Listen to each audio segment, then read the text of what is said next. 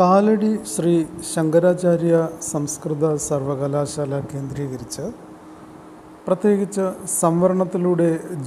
ജാതി സംവരണത്തിലൂടെ ജോലി സമ്പാദിച്ച ഒരു കൂട്ടം അധ്യാപകർ പറ്റം ചേർന്ന് ചില യുക്തിവാദി യൂട്യൂബ് ചാനലുകൾ തുടങ്ങുകയും അല്ലെങ്കിൽ സ്വതന്ത്ര ചിന്തകർ എന്ന പേരിൽ മറ്റു ചില പ്ലാറ്റ്ഫോമുകൾ തുടങ്ങുകയും അതിൽ കൂടെ പറ്റം ചേർന്ന് കേരളത്തിന് ധാരാളം സാംസ്കാരിക വിദ്യാഭ്യാസ നവോത്ഥാന മേഖലകളിലും സ്വാതന്ത്ര്യ സമര രംഗത്തും ധാരാളം സംഭാവനകളും ജീവബലിദാനങ്ങളും നൽകിയിട്ടുള്ള നായർ സമുദായത്തെ അവഹേളിക്കുവാനായിട്ട് ശ്രമിക്കുന്നുണ്ട്.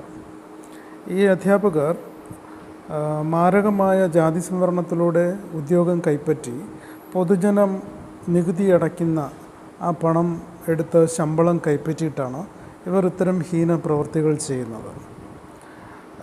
ഇപ്പോൾ ലേറ്റസ്റ്റായിട്ട് വരുന്നത് ഇതിൽ കുറേ അധ്യാപകർ ചേർന്നിട്ട് നായർ സമുദായത്തിൽ ജനിച്ച ചില വീരപുരുഷന്മാരെയും വിമോചന പോരാളികളെയും അധിക്ഷേപിക്കുവാനും അവരെക്കുറിച്ച് ഇല്ലാത്ത കഥകൾ ഉണ്ടാക്കാനുമായിട്ട് ശ്രമിക്കുന്നുണ്ട്.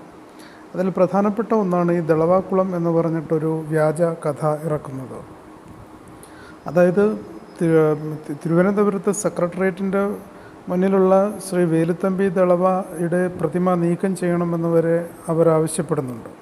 അപ്പം അദ്ദേഹത്തെക്കുറിച്ച് വ്യാജമായിട്ടുള്ള കഥകൾ ഇറക്കിയിട്ടുള്ളതാണ്. യഥാർത്ഥത്തിൽ ഈ ദളവാക്കുളം വൈക്കത്തുള്ള ദളവാക്കുളം എന്ന് പറയുന്നതിന് വേലുത്തമ്പി ദളവയുമായിട്ടല്ല, രാമയ്യൻ ദളവയുമായിട്ടാണ് ബന്ധമുള്ളത്. പക്ഷേ അവർ അതിന് അവരുടെ ഒരു അജണ്ടയുടെ ഭാഗമായിട്ട് അതിനെ മാനിപ്പുലേറ്റ് ചെയ്ത് ഒരു സമുദായത്തിനെ, കേരളത്തിലെ 14 മുതൽ 16% വരെ വരുന്ന നായർ സമുദായത്തെ അധിക്ഷേപിക്കുവാനും നായർ അടയാളങ്ങളെ ഇല്ലാതാക്കുവാനും അവർ ശ്രമിക്കുകയാണ് ചെയ്യുന്നത്. അപ്പോൾ ഇതിനെതിരെ ബഹുജന പ്രക്ഷോഭം ഉണ്ടാകേണ്ടതിൻ്റെ ആവശ്യം വളരെ വലുതാണ്, വളരെ അത്യാവശ്യമാണ്.